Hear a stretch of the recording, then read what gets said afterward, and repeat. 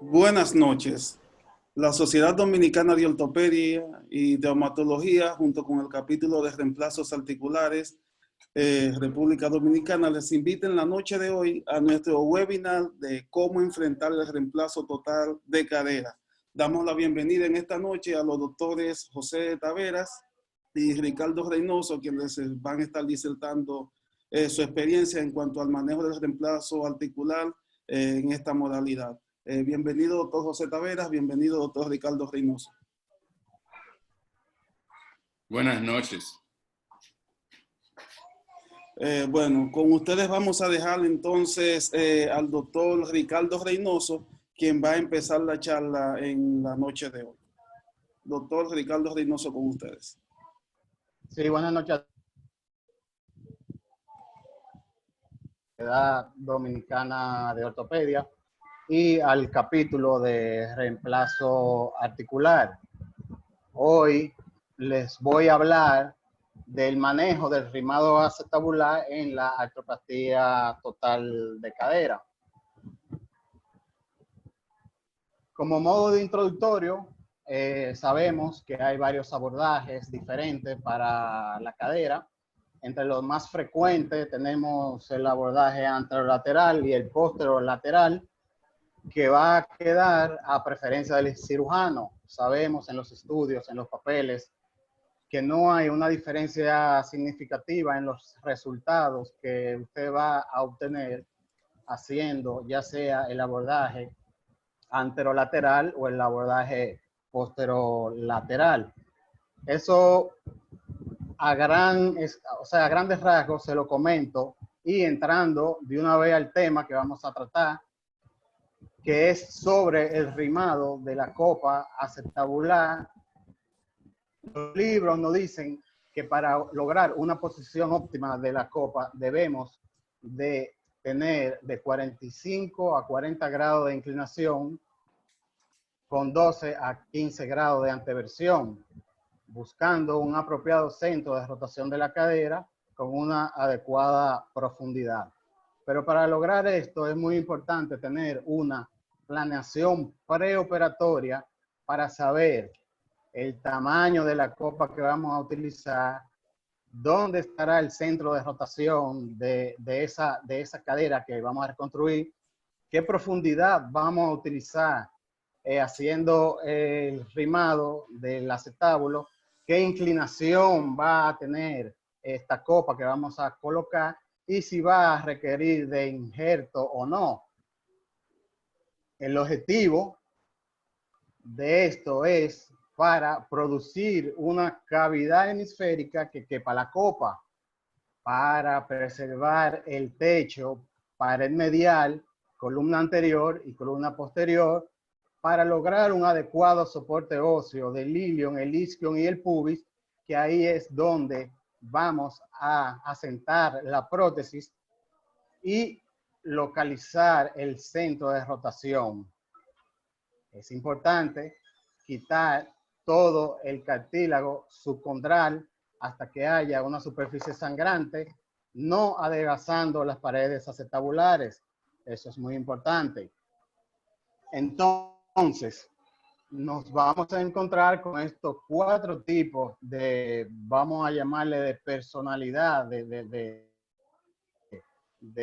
un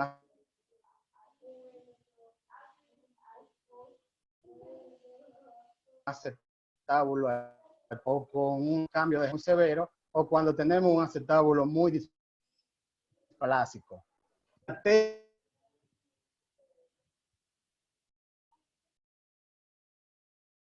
Técnica de rimado preoperatoria, que todos sabemos que es muy importante para obtener resultados satisfactorios en la artroplastia total de cadera. Lo primero que vamos a hacer es, vamos a trazar una línea que una las lágrimas de Kohler, una línea que una ambos techos acetabulares, una línea vertical que converge hacia la lágrima, una línea desde la lágrima hasta el borde del domo a 45 grados y en el triángulo que se forma ahí debemos de colocar la copa que vamos a utilizar. Y siempre es bueno repetirlo en el lado contrario. Entonces, posterior a esto, rimamos, o sea, la idea es rimar en la posición del implante que nosotros hayamos hecho en la planeación.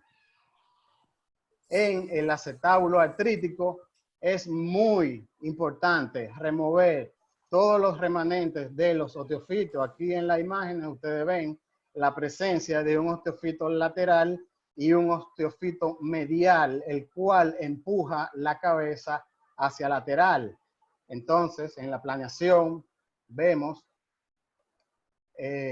cómo colocar la copa y consideramos colocar una copa más grande, pero primero hay que medializar el acetábulo para remover el osteofito central y posteriormente rimar en la posición de la copa.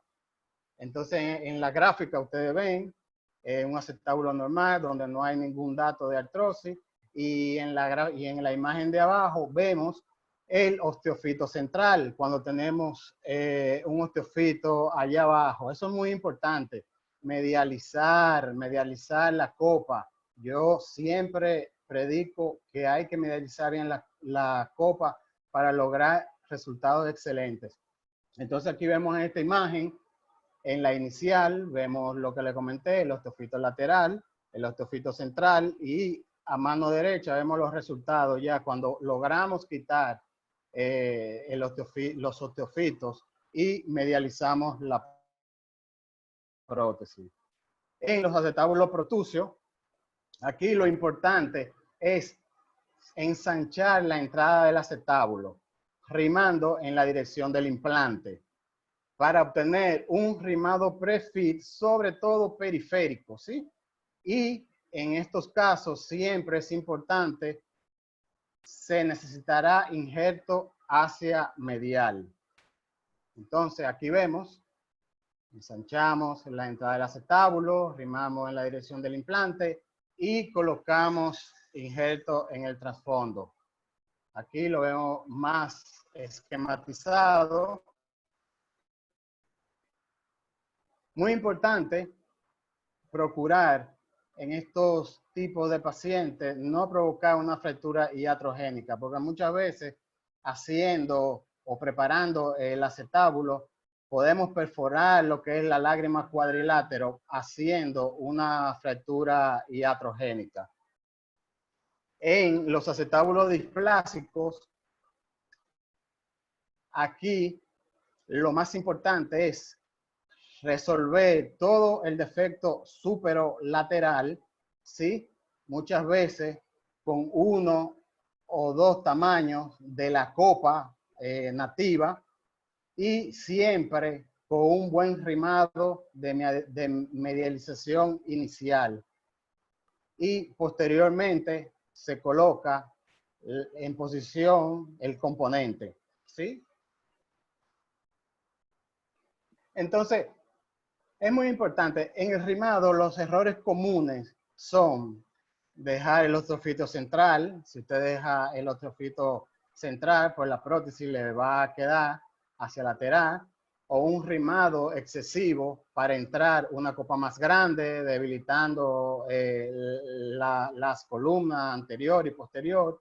Un rimado excesivo central, violando la lámina cuadrilátera y por consiguiente la copa no le va a entrar, o quitar todo el hueso fuerte subcondral, exponiendo el blando hueso del tejido esponjoso. Entonces, en cuanto a la orientación de la copa, es muy importante recordarle que hay que tener en cuenta qué tipo de liner usted va a utilizar en la misma. Recordar que los liners de polietileno tienen un labio que le permite un poco más de mayo al colocar ese acetábulo, mientras que el liner de cerámica, al no tener ese labio que tiene el liner de polietileno, es más preciso la colocación del mismo. Eso es muy importante recordarlo. Entonces, en cuanto a la orientación de la copa, entonces usted me pregunta, ¿cuáles son los marcadores que usted usa para la colocación de la copa? Bueno, son dos tipos, los marcadores externos y los marcadores internos. En los marcadores externos está la línea hombro-cadera, el borde de la mesa, que esto se coloca antes de la cirugía con el paciente, el plano del paciente, el cual se le va a colocar un pin supraacetabular antes de la luxación, y la anatomía del paciente, colocando un retractor en la columna anterior, en la pared posterior y en el trasfondo. Aquí vemos en esta imagen con el posicionador de la copa, ¿sí? Una línea vertical y una línea horizontal, y donde esta converge va a ser un ángulo de 90 grados. Entonces, en base a ese ángulo de 90 grados, ahí nosotros le podemos dar la inclinación de la copa, que prácticamente o básicamente siempre será de 40 a 45 grados. En el plano lateral, aquí vemos dos líneas horizontales, ¿sí? Con relación al acetábulo, y el posicionador de la copa, con esto le damos de 15 a 20 grados de anteversión a esa copa. Pero en mis casos, en mi experiencia, yo uso los puntos internos para la correcta colocación de la copa. ¿Y cuáles son estos? El borde anterior del implante, justo cuando coincide con la pared anterior del acetábulo, te da la propia referencia del acetábulo nativo. La relación que tengo con el ligamento transverso, el ángulo de aducción de 45 grados, y recordar que lo más importante es que no debe de haber pinzamiento en los movimientos de flexión, extensión, rotación interna o rotación externa, porque esto nos va a provocar un choque, lo cual me puede provocar una inestabilidad en la cadera. En el gráfico vemos anatómicamente los puntos donde se debe colocar un retractor, que en la pared anterior, en la pared posterior, en el ligamento transverso. Muchas veces colocamos arriba un Steinmann en el techo, o otras veces colocamos un Steinmann. Entonces esto nos va a dar una visión más clara de todo el acetábulo. Aquí en la imagen, la parte azul, ahí vemos el ligamento transverso, vemos los retractores, y así ustedes ven que, o sea, el acetábulo en toda su dimensión, identificando la pared anterior, la pared posterior, el fondo y abajo tu ligamento transverso. Entonces, con el ligamento transverso está muy alto, o si el componente te ha quedado muy profundo. Esto es por un rimado agresivo, o si tu componente tú lo has puesto muy anteverso o tu componente muy retroverso. Es muy importante aclararle a ustedes que con el ligamento transverso del acetábulo tú puedes controlar la profundidad, la altura y la versión, pero no puedes definir la inclinación que tú le vas a dar a la copa. Esto es muy importante. Entonces, entre los errores comunes de la colocación de la copa, podemos tener o podemos hacer una copa muy horizontal, o la podemos colocar muy vertical.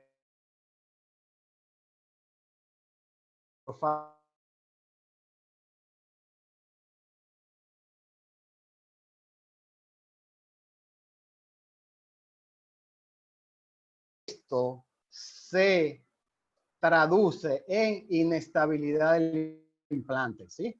Y les recuerdo que la complicación más importante en una artroplastía, o la más frecuente, es la inestabilidad, es la luxación. Entonces aquí les voy a enseñar algunos casos. Esta copa, por ejemplo, quedó muy lateral porque le faltó el rimado oral. Sí, ahí ustedes ven. lateral, el reemplazo va hacia lateral. Aquí muy lateral porque le faltó lado medial, ¿sí? Y muy vertical. La correcta posición ustedes la ven ahí en azul. Aquí en esta gráfica, en esta imagen, vemos que la copa quedó muy medial. Aquí me pasé de rimado central, quedando muy cerca del área cuadrilátera. En casos donde se ve perforación de la misma por un rimado muy excesivo central, o cuando dejamos esa copa muy vertical, ¿sí?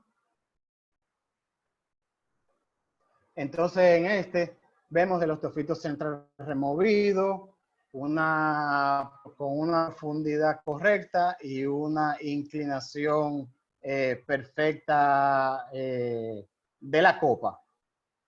Entonces, como le decía, es muy importante siempre tener muy en cuenta el rimado, ¿sí? Que acetabular es una parte muy importante de lo que es el reemplazo total de cadera, y hay que tener una exactitud milimétrica para que ese reemplazo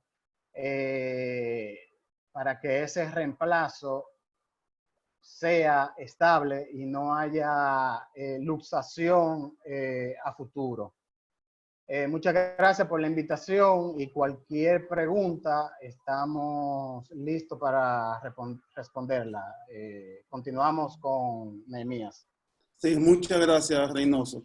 De hecho, me están preguntando aquí con respecto al rimado. Cuando tú presentas la foto del protrucio, ¿tú cómo haces para ese rimado con el sacado de la cabeza? ¿Tú la cortas in situ? ¿Tú sacas la cabeza? ¿Haces acetabuloplastia? ¿Cómo lo manejas? Porque es muy diferente el manejo en ese protrucio con el paciente displásico, que para tú orientarte tienes que sí hacer un rimado y reconstruir las paredes. Entonces, como vi esas imágenes radiográficas tuyas, quiero ver tu posición en esos dos aspectos.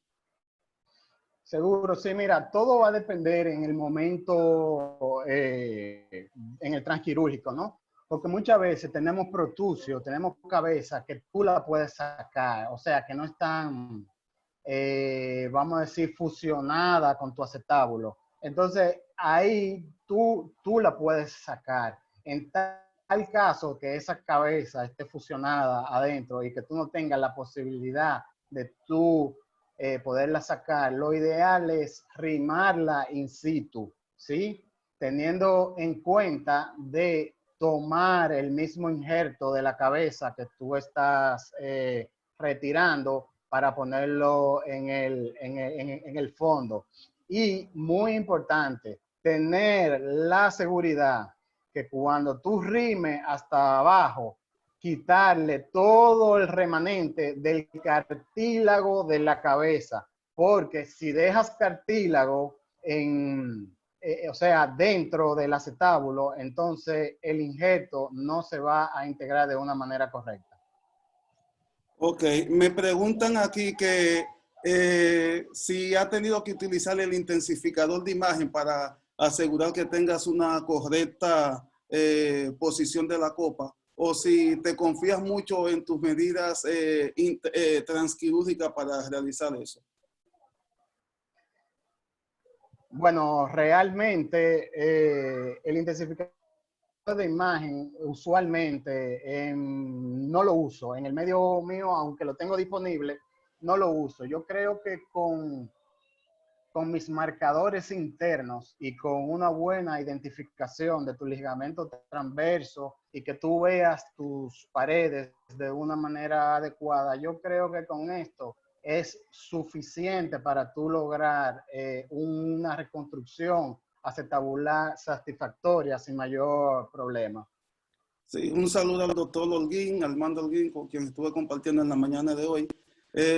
Sí creo que utiliza la pregunta porque tenemos unos casos de fracturas acetabulares, que no es el caso de la noche, que sí marcan unos defectos y una contextura ósea muy diferente al patrón normal que uno ve en estos 4 escenarios de reemplazo articular diariamente. Y sí uno a veces tiene que optar por los defectos y la complejidad de las fracturas, utilizar implantes de fijación primaria en la fractura y luego entonces hacer el reemplazo.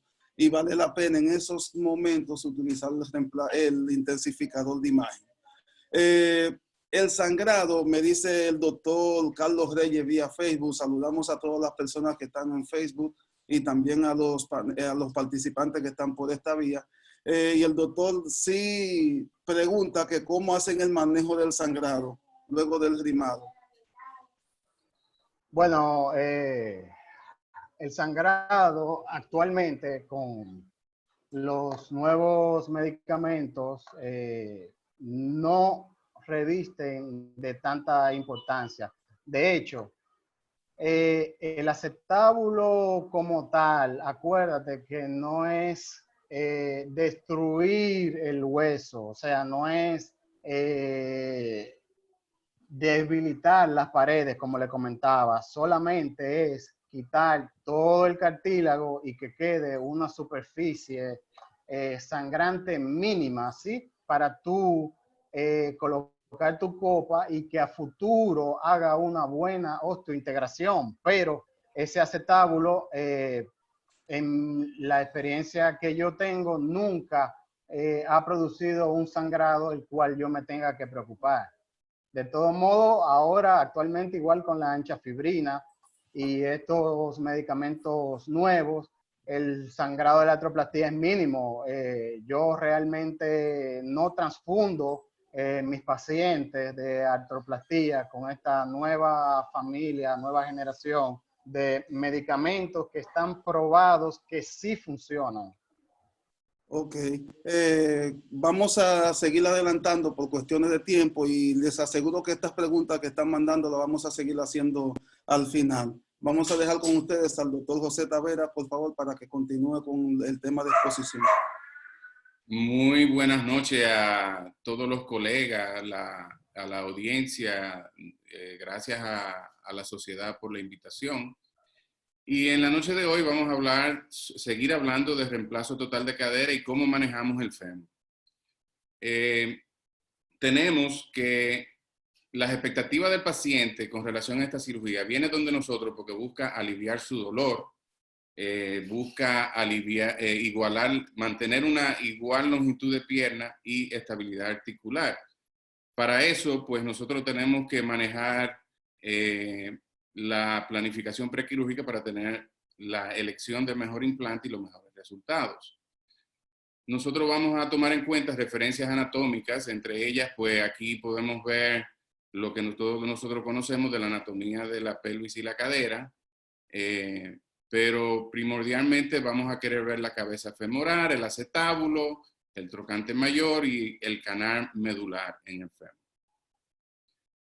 Tomando en cuenta referencias mecánicas, pues nosotros debemos encontrar lo que es el centro de rotación del fémur y esto se hace, ahí está señalizado el número 1 en la cabeza femoral. Y otro punto importante es el eje longitudinal del fémur, que la medida entre el centro de rotación y esta línea nos va a dar lo que es el offset. Esta medida de offset no es más que la distancia entre el eje longitudinal del fémur y el centro de rotación de la cabeza femoral. ¿Por qué queremos hacer estas medidas? Porque estas medidas van a ser indispensables para tener un excelente resultado a la hora de realizar el procedimiento. Aquí vemos una imagen donde podemos ver el centro de rotación en el centro de la cabeza femoral y el eje, y esta medida es lo que nosotros llamamos offset. La clasificación de DOR, pues no es más que una clasificación que se hace viendo la calidad del hueso. Aquí estamos visualizando en el tipo A un hueso donde vemos el canal medular a nivel metafisario tiene una anchura adecuada y tenemos buenas corticales tanto en el fémur medial y lateral. El tipo B no es más que un entremedio entre el A y el C se dice que es geriátrico porque ya aquí estamos viendo que realmente se ha perdido la calidad de hueso, sobre todo en las corticales, y está muy fino. Aquí otra imagen haciendo alusión a esta clasificación. En el tipo A vemos que tenemos corticales fuertes, en el tipo B tenemos corticales más finas, pero en el tipo C ya tenemos muy finas y muy débiles. Y esto va a hacer que nosotros podamos decidir cómo vamos a manejar el paciente. Otra cosa que hacemos en la planificación es determinar el ángulo de anteversión. Este se hace trazando una línea transepicondilar a nivel de fémur distal y tomando el eje del cuello, que se hace pues midiendo el centro de la cabeza femoral y el centro del cuello, trazando una línea. Esto debe medir entre 12 y 15, pero realmente es muy variable en cada persona y dependiendo de las condiciones que tenga en su cadera. Entonces tenemos aquí en tipo A una anteversión normal, en el tipo B excesiva anteversión, en el tipo B retroversión y en el tipo D vemos que la versión luce normal, pero hay un problema de rotativo a nivel del pie. Y esto va a variar en cada paciente y va a variar dependiendo del diagnóstico que tenga el paciente. Las mujeres pues tienen un cuello femoral más corto, tienen un cuello femoral más fino, tienen un ángulo cérvico-diafisario menor y tienen una anteversión mayor en el cuello femoral. Eso varía, pero varía de sexo hombre-mujer, pero también varía de persona a persona. Entonces, cuando nosotros estamos haciendo la planificación, debemos decidir qué tipo de implante femoral vamos a utilizar. Entre lo que vamos a usar están los cementados y los no cementados. El cementado es un implante que va colocado en el canal medular y se fija con un manto o una envoltura de cemento que se dice que debe ser de unos 2 milímetros para que sea adecuado y que sea en una condición ósea idónea en la cual no debe haber sangre, no debe haber detritus, no debe haber fibrosis, no debe haber grasa, para que pueda este cemento interdigitarse en el hueso y de esa manera darle estabilidad. El no cementado, o como nosotros conocemos tipo press fit, entonces encontramos que el implante tiene una condición que es que o es poroso o tiene unas perlas adheridas o ranuras, y estas van a permitir que haya una osteointegración, que haya una fijación biológica. Realmente hay crecimiento de hueso hacia estas porosidades, estas condiciones del metal. Y esto, por lo tanto, pues le da una buena estabilidad. Hablando específicamente del componente cementado, pues la cementación lo hacemos con el polimetacrilato, un acrílico que fue desarrollado por Charnley y que pues desde sus inicios, que fue en los años 50 que él trabajó estudiando este pegamento, que no es un pegamento, él decía que era como un espaciador y todavía lo estamos utilizando. Hay que recordar que la envoltura de cemento debe ser de un mínimo de 2 milímetros alrededor del implante, y la técnica de cementado que es importante para lograr los mejores resultados. En el diagrama podemos ver que se habla, cuando hablamos de cementación, estamos hablando de presurización, que es cómo nosotros vamos a poner presión del cemento dentro del canal para que este se pueda interdigitar en el hueso. La calidad del cemento, la preparación del lecho óseo y hasta cómo se mezcla es importante. Hablando ya específicamente de lo que hacemos en el fémur, usamos una guía, tomamos unas medidas y vamos a hacer un corte en lo que es la parte medial del trocánter mayor y vamos a hacer un corte a través del cuello. Luego vamos a hacer una remoción del borde lateral del cuello y de la porción medial del trocánter, tratando de buscar alinear este orificio con lo que es el eje femoral. Esto se hace con este osteotomo tipo caja. Vamos a hacer un rimado del canal.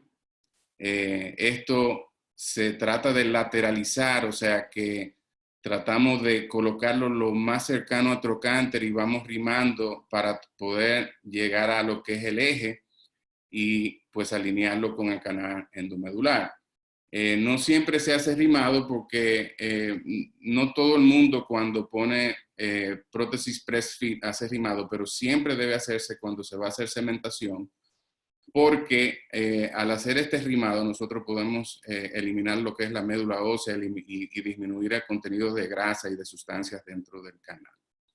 Aquí vemos lo que es la broca y la rima. Pues la broca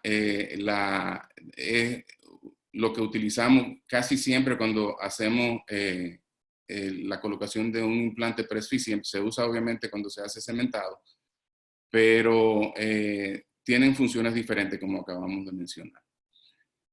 Bloqueo del canal para cementado. Este dispositivo plástico se pone en el canal. Debemos saber la medida del implante que vamos a utilizar. Y lo que buscamos con esto es nosotros crear un final hasta dónde va a llegar el cemento. Entonces nos ayuda, primero porque no dejamos que el cemento siga distal hasta donde va a quedar la punta del implante en el canal medular femoral, y también sirve como una contraparte para nosotros poder presurizar y poder entonces lograr que se interdigite ese cemento en el hueso. Aquí vemos la presurización mecánica con este dispositivo, que es lo más utilizado. Realmente vienen unos dispositivos en donde se mezcla el cemento, cae dentro de un aparato aquí que nosotros podemos ir presurizando dentro del canal medular. Y la presión digital, que es básicamente, todos conocemos y lo hemos hecho en algún momento, y pues debe tener el cemento cierta viscosidad y nosotros poner esta presión digital tratando de lograr que se interdigite entre el hueso. Esto, obviamente, tenemos que reconocer que esto tiene sus consecuencias. Hay un síndrome descrito en el cual cuando se coloca cemento en el canal endomedular pueda ocurrir cambios tromboembólicos, y este es el momento en que nosotros siempre estamos hablando con nuestro anestesiólogo para que esté pendiente de cambios hemodinámicos en el paciente. La técnica de cementación ha cursado diferentes etapas y pues se habla de diferentes generaciones. La primera generación no es más que la introducción del cemento digital y la presurización digital. La segunda generación es cuando ya la presurización la hacemos después de un lavado, un cepillado, un secado del canal, tratando de buscar eliminar los cuerpos extraños y residuos en el canal y que pues tengamos mejor fijación del cemento. La tercera generación, pues aquí la diferencia es que se comenzaron a usar lavado pulsátil a presión para limpiar el canal y lograr pues eliminar todo lo que pueda interponer entre el cemento y el hueso. La cementación de cuarta generación, pues realmente utiliza tecnologías avanzadas, incluso con precalentamiento del tallo y precalentamiento del cemento al colocarlo de manera endóstica. Aquí vemos en la primera imagen a la izquierda, podemos observar un corte transverso de lo que sería la diáfisis femoral, la metáfisis.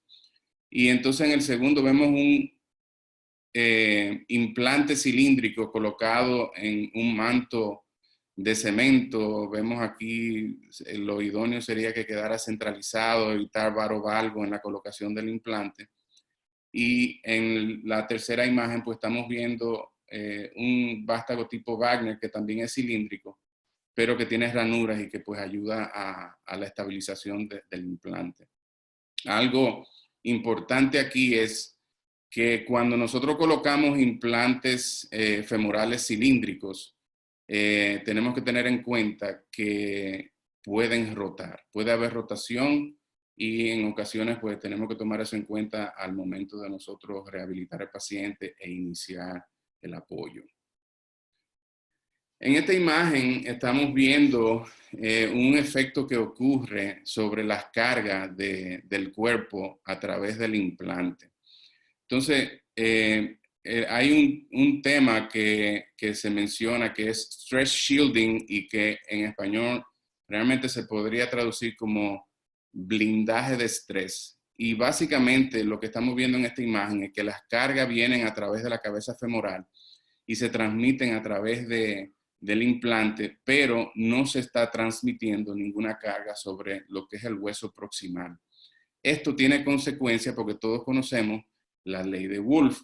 Y en la ley de Wolff habla de que las cargas transmitidas a través del hueso van a producir que haya intercambio óseo, la salud del hueso. Entonces se habla de que cuando tenemos stress shielding, esa porción superior puede debilitarse y puede ser un factor en la falla del implante. Aquí de nuevo vemos las imágenes que habíamos visto anteriormente y vemos cómo tenemos metal, cemento y después hueso, y que la interdigitación es más bien del cemento entre el hueso. ¿Cuáles son las indicaciones para componente femoral cementado? Pues básicamente, si lo vemos desde el punto de vista biológico, pues en el tipo C, el paciente geriátrico que tiene mala calidad de hueso, que no va a tener una buena, un buen lecho para nosotros colocar un implante press-fit que va a soportar toda la carga. Así que pobre calidad ósea. Pero también tenemos que mencionar que hay escuelas y hay lugares y hay médicos que solamente usan estos componentes cementados y tienen bastante buen éxito. Las estadísticas no varían en cuanto a la longevidad del implante. Si está bien colocado, generalmente se tiene buenos resultados. Fallas de los componentes cementados, 0 a 5% a 10 años. Muchas veces están relacionadas a mala técnica quirúrgica. Y sí, al tener que hacer una revisión y remover este tipo de implantes, quedamos con mala calidad ósea y pues tienen una mayor incidencia de fallo, hasta un 23%. Bien, entonces componente no cementado. Por los fallos y los problemas que tenían con cemento, pues se comenzó a estudiar la posibilidad de poder poner implantes sin necesidad de usar cemento. De ahí viene entonces el avenimiento de estos implantes press-fit. Se habla de que el potencial para la unión dinámica entre hueso e implante es de por vida. Aquí hablamos de fijación biológica. Estas tienen menor incidencia de fallo y se habla que el trauma quirúrgico, ese brocado que hacemos en el hueso, va a provocar un cambio biológico que luego va a llevar a una integración del hueso hacia la prótesis. Entonces, estos implantes press-fit se dice que son fijación metafisaria, estos tienen por su forma en cuña, o fijación diafisaria metafisaria con su forma cilíndrica. Tienen un revestimiento poroso, tienen ranuras, algunos tienen hidroxiapatita, y todo esto tratando de promover esa osteointegración o esa fijación biológica. Aquí vemos un ejemplo de la prótesis. Aquí, por ejemplo, estamos viendo el offset de ese implante particularmente, la altura vertical del implante, podemos ver la porosidad que tiene en la parte metafisaria y vemos que es pulido en la parte más distal del implante. Generalmente esta parte no va a tener fijación. Lo que estamos tratando es que la fijación sea en la parte proximal del implante. Hay un concepto cuando hablamos de estos implantes press-fit, fit and fill, cupo y llenado es como se traduce eso, y se habla que la impacción del implante va a impedir el movimiento. Eso es fit, cupo. Y el llenado de los espacios entre hueso y prótesis, fill. O sea, cuando está lleno el espacio, pues tenemos ahí estabilidad. El fit and fill habla de la estabilidad que produce, automáticamente se hace el procedimiento rápidamente en estos pacientes. Aquí, entonces, vamos a ver ese corte transverso de la diáfisis femoral. En la segunda imagen, la imagen del medio, podemos ver que tiene una forma rectangular, pero a pesar de su forma rectangular, él en el plano sagital tiene una forma de cuña y va a caber dentro de la diáfisis de tal forma que cabe dentro, o sea que va a ser un fit pero eso no va a tener rotación por la forma que tiene. Entonces, este es un paciente que automáticamente se puede dar apoyo. Incluso hay algunas escuelas que le dan apoyo 2 o 3 horas después del paciente ser operado. Y ese es el flat taper o diríamos que es la cuña plana. La tercera imagen habla de doble cuña. Y entonces ya ustedes ven que ocupa casi todo el espacio del canal. Igual, de esa manera, pues podemos observar la estabilidad que tiene por no poder rotar. Entonces, ¿cómo vamos a clasificar estos vástagos? Estos vástagos no cementados los vamos a clasificar según su geometría. Aquí podemos ver unas imágenes de los diferentes tipos de vástago press fit. El primero es el flat taper o el cuña plana, que vemos que la cuña es solamente en un plano. El doble cuña, que es el 2, podemos observar que tiene en el plano coronal y sagital va a tener cuña. Y vemos el tipo 3, 4, 5, el modular, el 6, el tipo anatómico. El 4 es importante, full coat, que tiene porosidad en toda su extensión. Eso tiene ventaja y desventaja, porque se habla de que puede crear entonces una fijación tan estable que puede dar problemas después de dolor. Esto no es más que una gráfica hablando de diferentes tipos. Aquí estamos viendo otra forma entonces que vamos a tener las cargas en un implante press fit con fijación metafisaria. La fijación va a ser proximal y generalmente no hay fijación en la porción distal, la porción pulida que veíamos hace un momento en el implante. Y pues la carga se va a transmitir más proximal y en este caso vamos a evitar el stress shielding o el blindaje de las cargas y pues por lo tanto se mantiene más saludable el hueso, se mantiene la ley de Wolff en toda la extensión del hueso. ¿Qué ocurre cuando estas prótesis se implantan? Estas prótesis press fit. Bueno, se describen 3 posibles consecuencias de usar un implante press fit. La primera es la osteointegración, que es lo que queremos, que haya una interdigitación de hueso, crecimiento de hueso hacia el implante en las porosidades. Se puede dar otro fenómeno que es la unión fibrosa estable, y aquí pues no hay osteointegración, pero el implante ha mantenido su localización y su fijación y su estabilidad, y generalmente no trae consecuencias. O en el tercer caso, donde hay inestabilidad del implante, y pues ahí se puede ver que ha habido movimiento, subsidencia dentro del canal medular del implante. Aquí la imagen de nuevo, donde veíamos metal, vemos la porción porosa del metal y podemos observar cómo se ha interdigitado el hueso hacia el metal, mientras que antes veíamos el cemento hacia el hueso. Aquí vemos una imagen electromicroscópica en la porción gris que vemos en la imagen A. Nosotros podemos ver que abajo es el hueso, arriba es el implante y vemos lo blanco son las porosidades que tiene el hueso. Y en la imagen B podemos observar que el hueso realmente ha crecido hacia el implante. Y aquí pues tenemos una gran estabilidad y tenemos lo que llamamos una fijación biológica.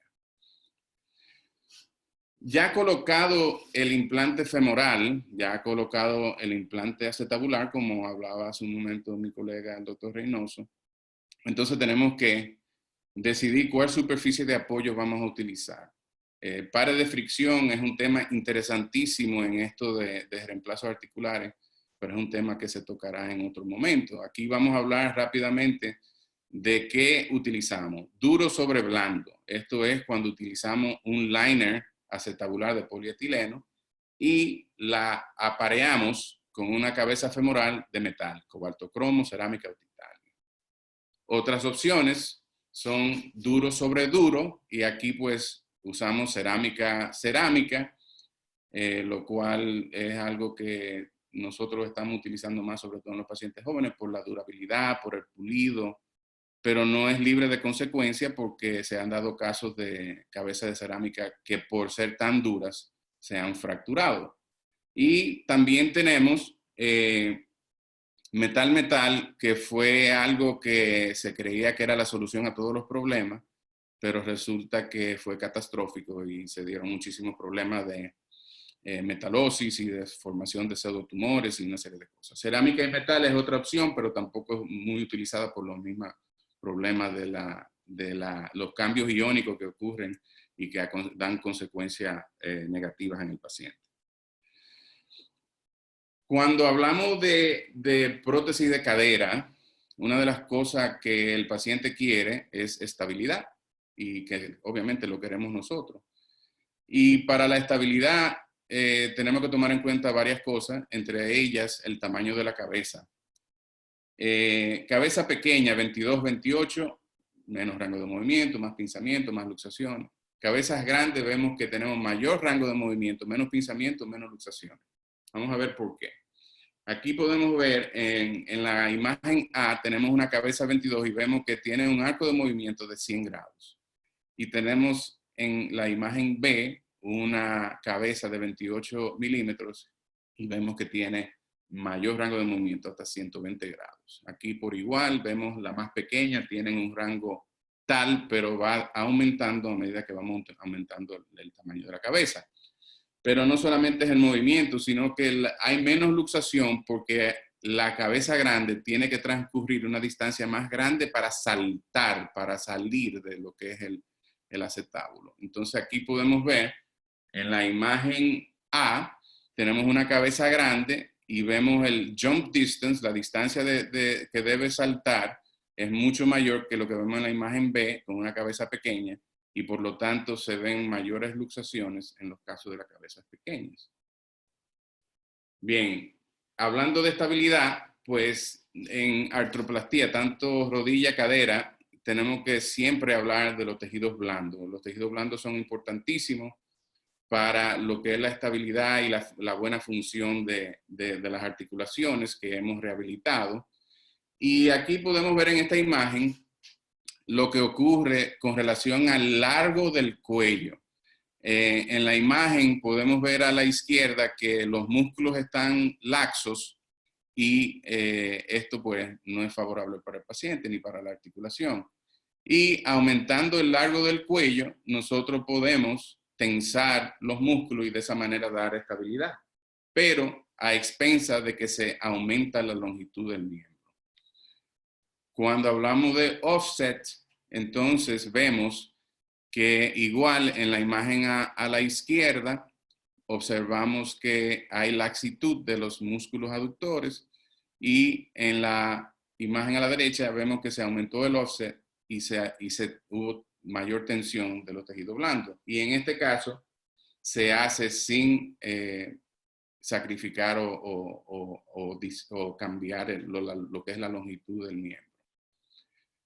Otra imagen donde vemos más o menos el tema de los tejidos blandos y cómo debemos tensarlo para darle estabilidad a la articulación. Los riesgos asociados con reemplazo de cadera. Luxación de prótesis de cadera es la mayor causa de revisiones de cadera. Infecciones, pues sabemos que hay un 2 a un 5% de posibilidad de infección. Dolor postquirúrgico es algo que puede ocurrir en cualquier procedimiento que uno realiza. Osificación heterotrópica, tromboembolia, discrepancia de longitud de miembro inferior. Es un tema importante lo de la longitud de miembros inferiores en esta cirugía porque es realmente la mayor causa de demanda en los países desarrollados con relación a estos procedimientos. Y aflojamiento de prótesis que generalmente está dado por un problema de deslaminamiento y de un aflojamiento aséptico, puede ser séptico, de lo que es la prótesis. En conclusión, para tener el mejor resultado debemos hacer una buena planificación quirúrgica, debemos elegir la mejor prótesis para cada paciente, eso haciendo la buena planificación, conocer bien el sistema que estamos utilizando y de esta manera vamos a disminuir las complicaciones. Quiero dar las gracias por su atención, espero que hayamos podido ofrecerle alguna información útil para nuestros colegas. Muchísimas gracias al doctor Taveras por su ponencia y también al doctor Ricardo Reynoso.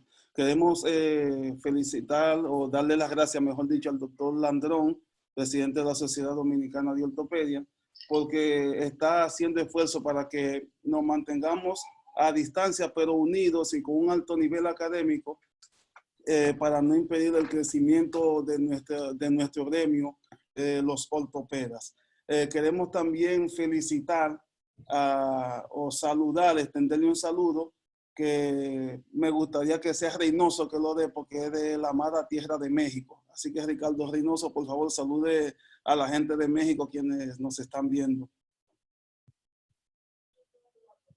Saludos por allá a todos los mexicanos. Un abrazo de aquí en la distancia. Espero que estén bien y que se cuiden en esta cuarentena. Un abrazo a todos. Ok, entonces voy a hacer una pregunta que me están haciendo por aquí al doctor Taveras y luego la misma pregunta para el doctor Ricardo Reynoso. ¿Qué abordaje prefieren? Y aunado a eso le pongo que si han tenido experiencia con abordaje anterior o qué abordaje les gusta. Mira, Bueno, adelante, Reynoso. Bueno, mira, en mi experiencia propia, yo el abordaje que utilizo es el abordaje lateral directo, ¿sí? Aquí en el país básicamente no tengo conocimiento todavía de alguien que haga abordaje anterior puro, porque se necesitan unos instrumentos especiales para poder hacer el abordaje. Bueno decir que los resultados entre un abordaje posterior y un abordaje lateral directo, no hay diferencia entre cuál es mejor. O sea, a los pacientes les va muy bien si tú haces tu abordaje lateral directo o si tú haces tu abordaje posterior. O sea, no hay, en la literatura, no hay ningún consenso cuál es mejor, si el lateral directo o el posterior. O sea que cualquiera que usted haga está bien. Sí, yo personalmente también hago el lateral directo y yo creo que es una cuestión de escuela y donde uno se acostumbra y se siente bien, porque bien es cierto que el abordaje lateral y el posterior estadísticamente no tienen diferencia, pero es una cuestión de tú saber hacerlo y los mejores resultados están en la experiencia que uno tiene. Mi escuela es de lateral pura y pues es como más cómodo me siento y más éxito he tenido con mis pacientes. Sí, en lo personal no es un secreto, yo utilizo el abordaje posterolateral. He tenido que hacer el abordaje lateral directo y he participado en algunos casos de abordaje anterior, pero mi abordaje que utilizo como campo de batalla es el posterolateral. Con ese abordaje que trato de resolver la mayoría de mis prótesis. Otra pregunta que tenemos por aquí es que cuando se encuentran con un hueso osteoporótico a nivel acetabular, ¿cómo se manejan para la fijación? Si se abocan solo a los tornillos o qué medidas toman. Doctor Reynoso. Bueno, generalmente lo que se hace o lo que yo hago es que si yo encuentro un hueso muy débil, muy osteoporótico, yo trato de colocarle 3 tornillos para lograr una mayor fijación. Creo que en esa medida es suficiente, no creo que haya que hacer algún tipo extra de procedimiento para lograr esto. Igual yo pues utilizo la fijación con los tornillos, quizá pues uno es un poquito más noble con el rimado y obviamente como acabábamos de hablar tenemos que tratar de hacer una buena reparación de los tejidos blandos y tener una buena estabilidad porque eso va a ayudar a que de alguna manera se pueda integrar pueda haber algo de osteointegración en la copa acetabular.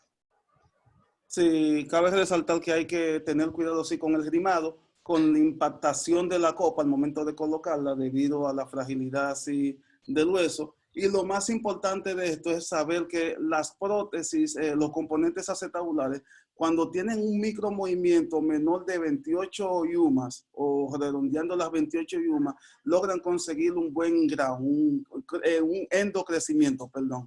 Que lo que uno tiene que tratar de evitar es que esos micromovimientos sobrepasen las 150 yumas, porque en este sí se va a producir un crecimiento, un tejido fibroso, no va a haber unión y entonces eso va a condicionar el aflojamiento, la resorción ósea, la liberación de partículas. Otra cosa que están hablando con respecto a eso mismo, entonces, en esos pacientes con osteoporosis, que si utilizan la densitometría ósea para valorar la estabilidad ya secundaria que uno, o la estabilidad biológica, mejor dicho, que se va consiguiendo en estos pacientes. Yo realmente no tengo experiencia en usar densitometría ósea en estos pacientes. Yo realmente no lo hago. No sé qué experiencia tendrá José o tú en tu práctica. Yo tengo entendido que la densitometría no nos va a dar a nosotros un dato fiable de cómo nos quedó la prótesis o no, sino simplemente nos va a decir cuál es la condición del paciente en sus huesos y si tenemos que tratarlo o no. Ya eso es algo más clínico que ortopédico, diría yo. No sé qué dice Nehemías. Sí, lo importante saber en estos casos, que en el barrido sí que se hace bajo microscopía electrónica, generalmente a las 48 semanas, el hueso osteoporótico va a tener un crecimiento mucho más de hueso trabecular o un hueso esponjoso. Y que el hueso ya cortical es mucho más en los pacientes que no tienen la osteoporosis. Por lo que la estabilidad en cuanto a crecimiento endóstico o in-ground en el componente, ya sea acetabular o sea femoral, está garantizado por esa parte. Uno lo que tiene que conseguir la estabilidad primaria per se, evitar las fracturas por exceso, que eso sí hay que evitarlo porque eso sí complica el evento. Y luego, posteriormente, sí tratar la osteoporosis como tal, porque la osteoporosis no se va a resolver con el implante. La osteoporosis ya hay que tratarla de acuerdo a su causa secundaria en el caso de que se presente o sus causas primarias como tal. Quiero hacer una pregunta del el pasado presidente, doctor Mario Matos, que además lleva mi apellido y nos decimos los primos y así nos tratamos. Es como un hermano mayor para mí, para no decirle mi papá porque está bastante joven. Y él hace una pregunta muy ecuánime diciendo que qué experiencia tienen con los vástagos autobloqueados o mejor dicho también con los vástagos que tienen soporte de cuello. ¿Qué experiencia tienen con esto? ¿Y qué pueden decir de ello? Bueno, yo te puedo decir que yo no tengo mucha experiencia, son prótesis especializadas que creo que no hay mucho en nuestro medio, o sea que personalmente no tengo mucha experiencia. Sí, igual yo, en nuestro medio, yo tengo 10 años solamente de práctica y aquí en nuestro medio ese vástago ninguno de los suplidores lo tienen y realmente no tengo ningún tipo de experiencia con él. Sí, me auno a su respuesta, no he utilizado los vástagos autobloqueados. Sí, hemos utilizado los vástagos que tienen soporte de cuello, los soportes de calca. Y cabe recordar que esos vástagos en el primer año hacen una resolución normal a nivel del cuello de 2 milímetros, pero eso tiende a normalizarse después del año y una vez pasa esto ya no hay ningún inconveniente.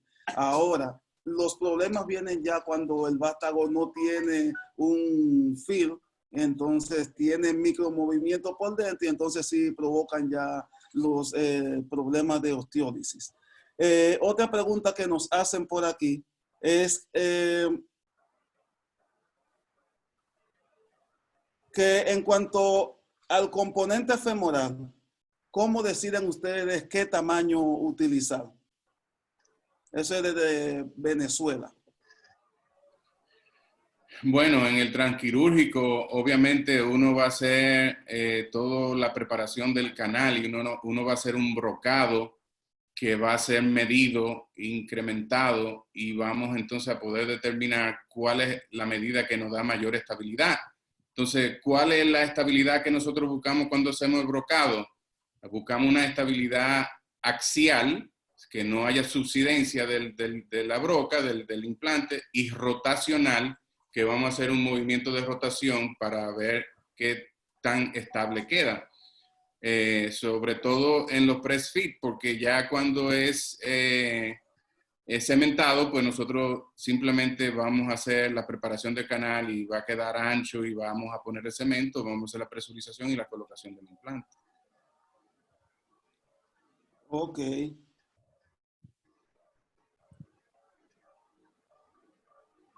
Bien.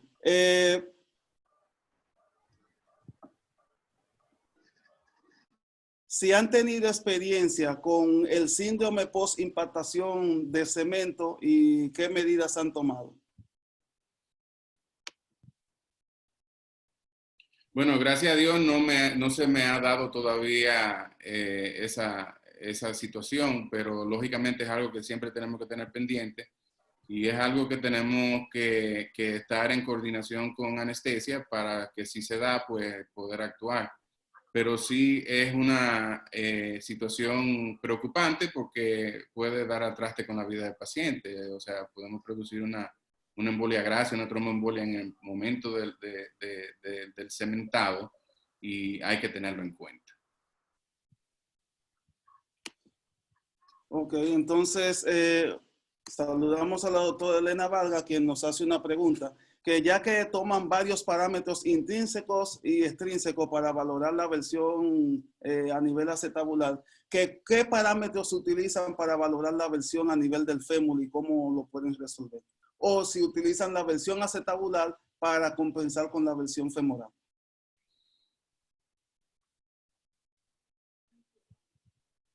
¿Qué me Bien. dice? Ok. Con relación a la versión, pues siempre usamos algunos truquitos. Vamos a tratar de utilizar la misma versión que tiene el fémur, utilizando el cuello, el trocánter menor. Vamos a tomar eso en cuenta. Vamos obviamente a valorar dónde tenemos los epicóndilos femorales, todo lo que hacemos en el transquirúrgico para nosotros poder determinar la versión. Pero lógicamente, dependiendo de la situación in situ, se puede tomar en cuenta la versión y cambiarla haciendo cambios tanto a nivel acetabular y a nivel de cuello, a nivel femoral. Claro, en casos donde hay condiciones que lo amerita y que haya las condiciones para poder hacer ese tipo de procedimientos, pues sí, obviamente hay sistemas modulares que permiten pues manejar la versión desde el punto de vista del vástago femoral, pero ya eso es otra cosa y son generalmente prótesis de revisión o casos de cadera displásica. Ok, doctor Reynoso, nos hacen la pregunta aquí que en los casos de displasia acetabular, donde tenemos deficiencia de la pared posterior, que cómo usted lo maneja. ¿Cómo? En Que cuando hay displasia acetabular, que tenemos un acetábulo plano, generalmente en algunos casos hay deficiencia de la pared posterior, que cómo maneja el rimado en esos pacientes. mira, en la displasia acetabular, la clave para tú obtener resultados satisfactorios siempre es medializar lo más que tú puedas sin llegar a la lámina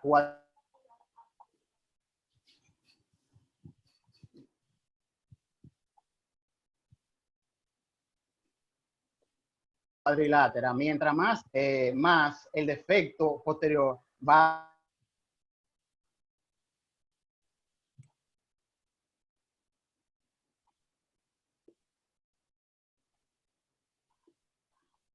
a ser menor. Tú tienes buenos resultados de longevidad, pero el truco es medializar para tú poder colocar la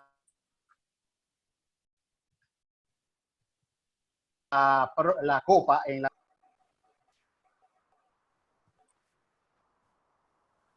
Ok, ¿qué me dice el doctor Taveras referente a esto? Pues sí, o sea, yo no tengo mucha experiencia no manejo mucho cadera displásica, la verdad, o sea, manejo más las artrósicas, aunque son muy comunes en nuestro medio y respeto mucho a algunos colegas que son expertos en este aspecto. Pero el asunto es en esrimado, medialización y llevarse los osteofitos para tener un buen lecho para colocar el componente acetabular. Sí, el truco definitivamente está en el rimado. Uno tiene que tratar de que la rima no se vaya hacia posterior, sino que vaya rimando central y en base a eso sí ir reclutando más pared anterior que posterior hasta que uno tenga más o menos un nivel adecuado y asegurar entonces no poner una copa muy grande, sino colocar una copa pequeña que pueda medializar suficiente sin interferir la lámina cuadrilátera. Entonces, al doctor Reynoso quiero preguntarle con respecto a los pares de fricción de cerámica a cerámica, que mencionó ahí que no son igual, el liner no es igual que el de el polietileno, y entonces hay que tener cuidado con la colocación. En base a eso mismo, ¿qué opina usted en cuanto al squeaking y ese par de fricción? Mira,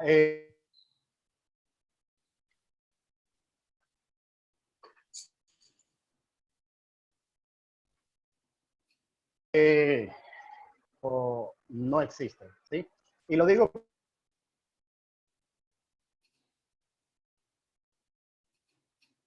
porque realmente yo tengo una población de cerámica, porque la mayoría de ustedes saben que yo también me dedico a la cirugía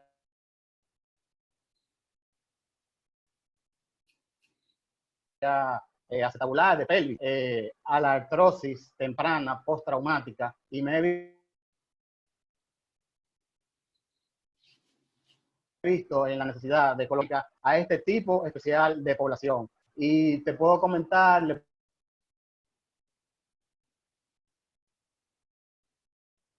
puedo decir que todavía, actualmente que voy, todavía no he visto ningún chirrido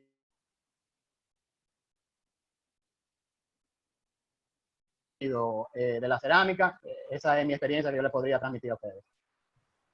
Sí, en nuestro medio tenemos muchos accidentes de tránsito y tenemos una población rondando los 30 años, que es la edad productiva, que tienen fracturas de cadera, fracturas acetabulares que comprometen su articulación y posteriormente necesitan reemplazo articular. Y sí se ha tomado esa medida de tomar, de colocar polietileno cerámica o cerámica cerámica. Y sí, en los casos, como dice el doctor Reynoso, él no ha tenido en su experiencia el squeaking todavía, pese a la difícil colocación que representan estos pacientes. Doctor Tavera, ya que usted habló del fémur, si nos enfrentamos a una fractura periprotésica, ¿cuál sería su manejo? Estamos hablando de un fémur normal, usted habló del foot and field, pero si se presenta una fractura periprotésica, ¿qué usted haría?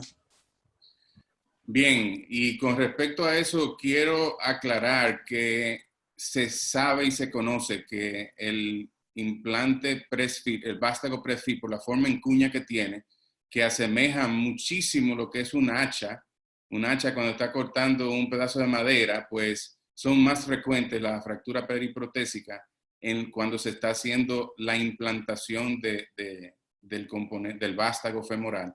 Y por lo tanto debe hacerse con mucho cuidado tomando esto en cuenta por la forma que tiene, porque puede abrir literalmente el hueso. Entonces, si tenemos una fractura de 1 centímetro, 2 centímetros, generalmente se maneja ahí mismo se puede amarrar, hay quienes no la amarran.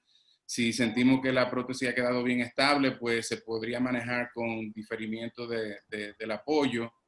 Pero ya si sobrepasa eso, pues hay que considerar ya el uso de o el manejo de la fractura periprotésica usando placa, alambre, cable, una serie de cosas. Realmente ya eso es otro tema totalmente de revisiones de prótesis de cadera.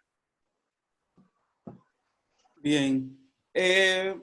En pacientes que tienen artrosis bilateral de cadera, ¿ustedes les gusta operar las dos juntas? ¿Operan una primero y la otra después? ¿Y más o menos qué tiempo esperarían en caso de? Bueno, aunque hay una corriente que operan las dos caderas en un mismo tiempo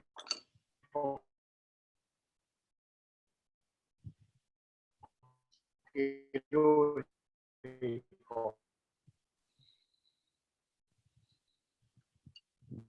Yo soy más primero y como cirujano, cierta garantía, porque no es solamente el implante, es como el paciente vaya a esa nueva vida, a ese estilo de vida.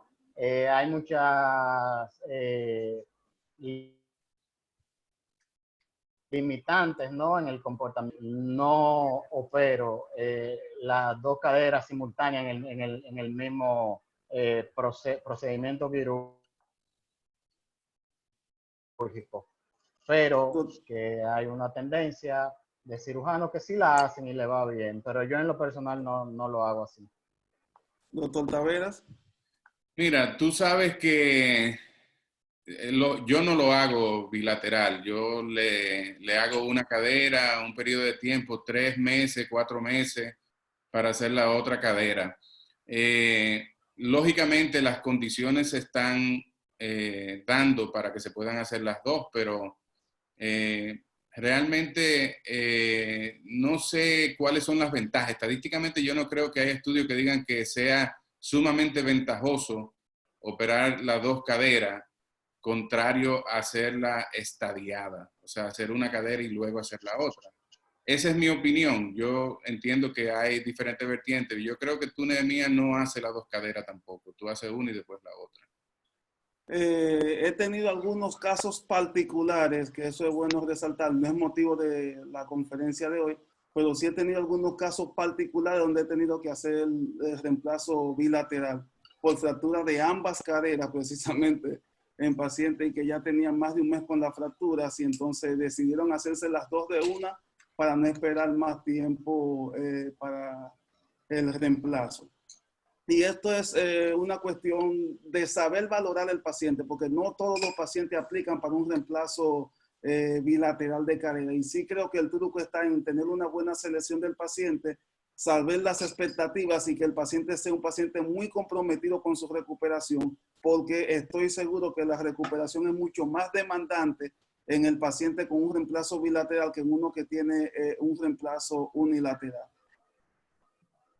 Y depende también los factores propios de la fractura que a veces demandan que uno no pueda tener una buena recuperación por el daño de la contralateral y a veces hay que sopesar algunas circunstancias. Concluyo eso diciendo que hay que tener un paciente específico que reúna ciertas condiciones para que se pueda realizar esta medida y en eso yo felicito al doctor Alcántara que tiene un ojo visor para resolver estas reemplazos de cadera bilateral en un solo tiempo.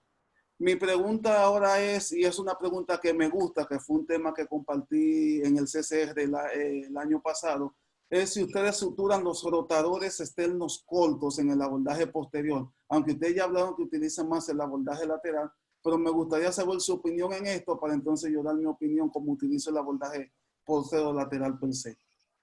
Yo creo que sí hay que suturar los rotadores porque realmente eso es lo que te va a dar mayor estabilidad, ¿no? Si tú haces una buena reparación de tus rotadores. Como tú acabas de decir, yo no tengo mucha experiencia con el abordaje posterior, hago lateral directo, pero para que la prótesis quede más estable, lo ideal sería repararlos. En el caso mío, yo no tengo experiencia en el abordaje posterior, pero sí sabemos que el abordaje posterior depende mucho de la reparación de los tejidos blandos para evitar la luxación. Por lo tanto, yo diría que sí. Yo escuché tu charla en Colombia y yo estoy de acuerdo de que sí deben repararse.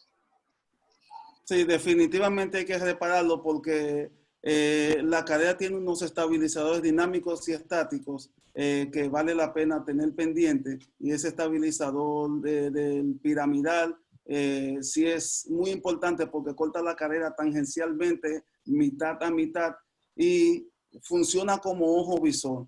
El truco en esto está en tú planear tu cirugía desde antes, saber que tú lo vas a reparar, y que no todos los pacientes tampoco aplican para la reparación de los rotadores externos, pero sí, en la mayoría de los casos, creo que en el 98% de mis casos, yo logro reparar los rotadores externos junto con la cápsula, y es un tema que me encanta, que podemos discutir la estabilidad de los implantes con manejo de tejido blando en cadera, que es un tema que incluye los abordajes y ya es otro capítulo en esta ciencia. Mi pregunta es, creo que con esto vamos a concluir, si utilizan cerclaje de alambre profiláctico para el fresado femoral en los pacientes con osteoporosis. Yo diría que sí, o sea, que es válido. Yo realmente no lo uso de una manera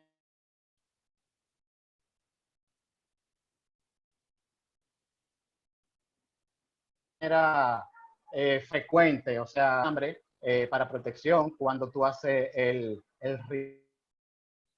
rimado, pero te puedo comentar que si tú haces un rimado cuidadoso, los riesgos realmente son pocos de producir una fractura femoral, pero sí, o sea, es válido, se puede colocar un alambre para rimar, si quiere después se lo deja o se lo retira.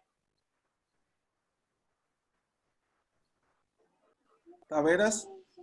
Mi respuesta a eso es igual que el doctor Reynoso. Es válido usar alambre, pero yo creo que a medida que uno se hace más experto, tiene mayor experiencia haciendo los procedimientos, uno tiene menos necesidad de hacer ese tipo de protección. Yo entiendo que mientras uno más hace, uno hace un manejo cuidadoso en el transquirúrgico y uno evita las malas consecuencias. Siempre pueden pasar cualquier cosa. Yo me imagino que Nehemías no ha puesto alambre en los últimos años de sus caderas que ha hecho. Honestamente tengo mucho tiempo que no tengo la necesidad de colocar alambre en prótesis primarias, sí ya en revisiones y en fracturas perimplantes, que es otro tema. Una pregunta muy sencilla, ya que tenemos personas que nos siguen en Facebook, que son pacientes, otros que son médicos generales, y están haciendo una pregunta de forma anónima, que la recuperación de los pacientes con reemplazo articular de cadera, si toman 3 meses, 3 días, si lo dejan acostado una semana, ¿qué experiencia tienen ustedes con respecto a eso? Mira, Bueno, sigue, Reynoso. sí, mira, yo en particular, el paciente que opero, generalmente lo pongo a deambular con rehabilitación al día siguiente de la cirugía. En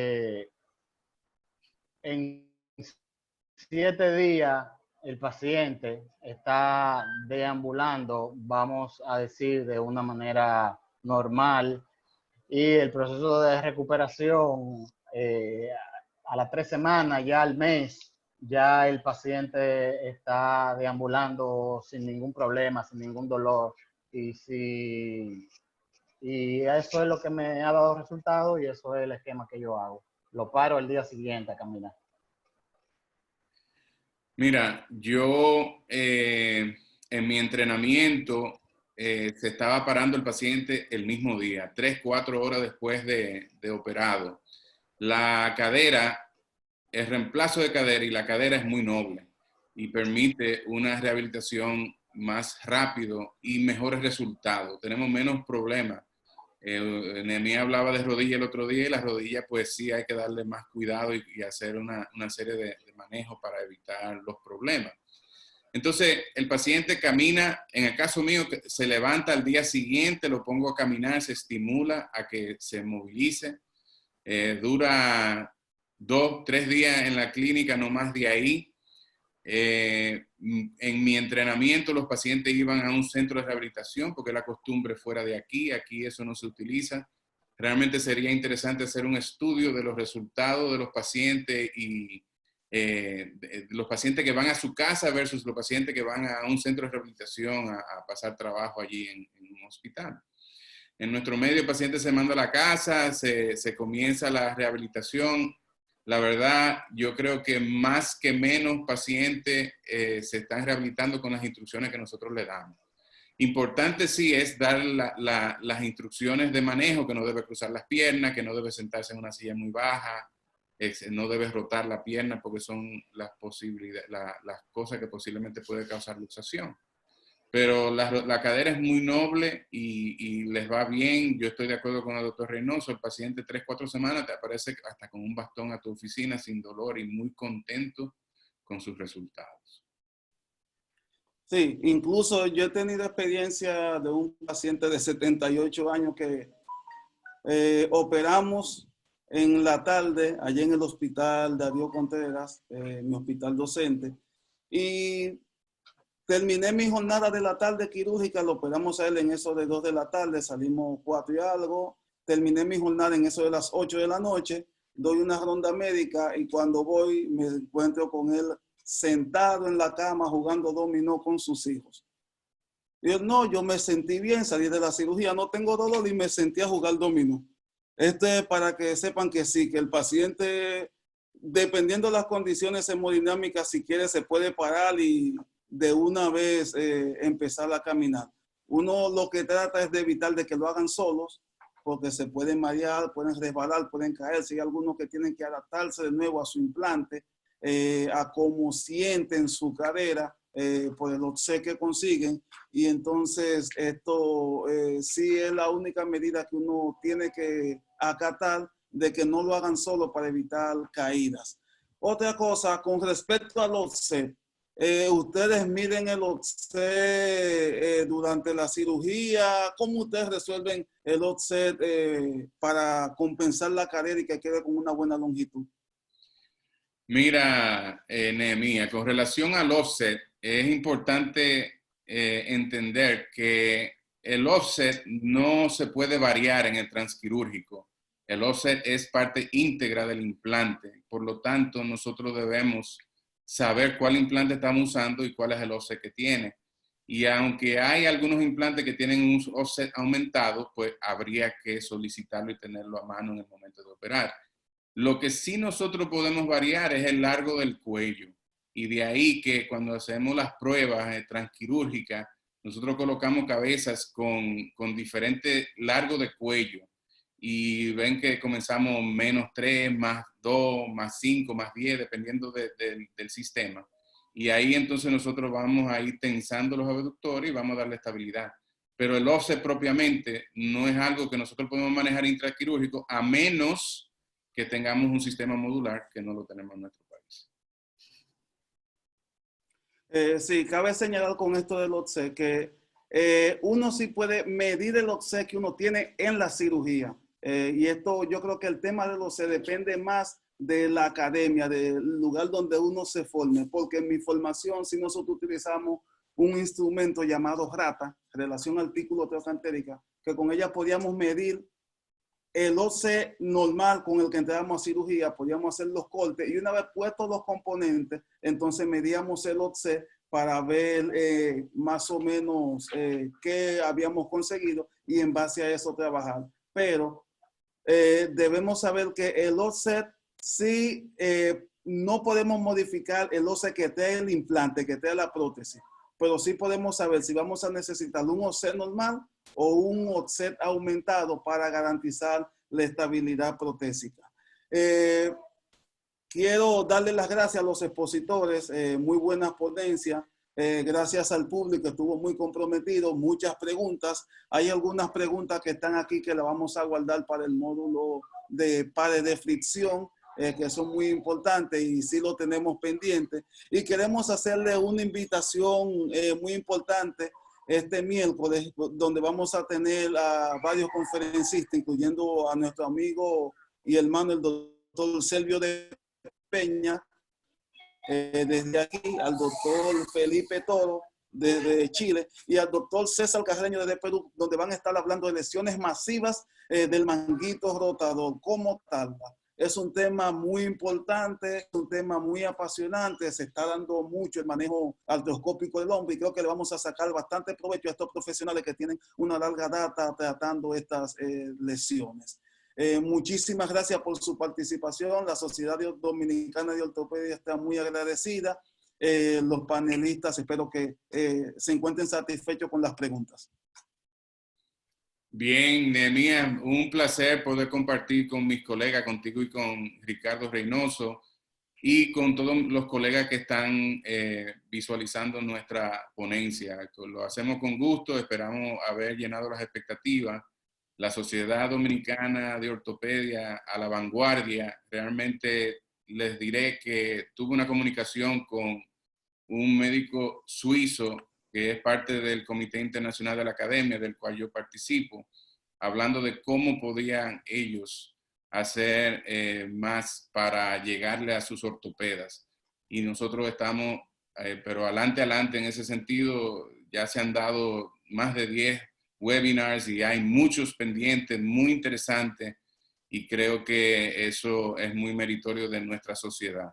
Gracias, cuídense mucho todo lo que están presentes y pasen buenas noches. Por mi parte, gracias a todos, al capítulo, al doctor Landrón por el interés en la educación continua, al capítulo de artroplastía y nos seguiremos viendo en las próximas. Un fuerte abrazo a todos. Un abrazo, recuerden, quédense en casa y unidos siempre.